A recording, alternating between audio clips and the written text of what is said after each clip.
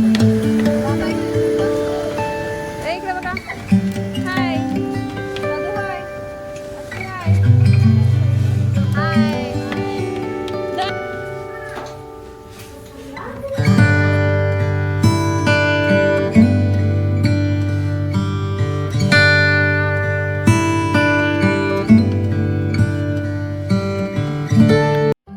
High everyone, welcome back to my channel. तर आता आज अशी काही तयारी केली आहे कारण की आम्ही चाललेलो आहे बाहेर. तर कुठे जातो ते दाखवते, त्यासाठी स्टे ट्यून. इकडे बघा. हाय दादू. हाय अक्षय. हाय हाय धनू.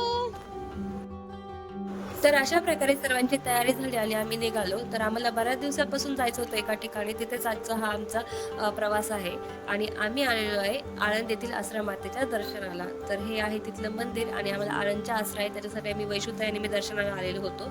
चला तर मी आता तुम्हाला हे मंदिर दाखवते.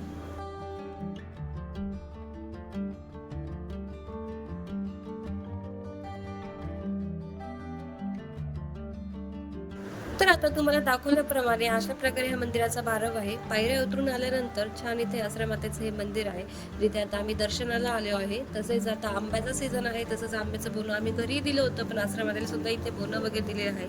सर्वांनी दर्शन घेतलं आहे, तसेच लहान मुलांकडून पण आश्रमातेचं दर्शन करून घेतलेलं आहे. तसेच बऱ्याच जणांना पाण्यातील असरं असतात, ज्या की ह्या मंदिराच्या सुद्धा खाली आहे. तर पायऱ्याच उतरून गेल्यानंतर परत एक असून मंदिर लागतं, जिथे की पाण्यातील असरं असतात.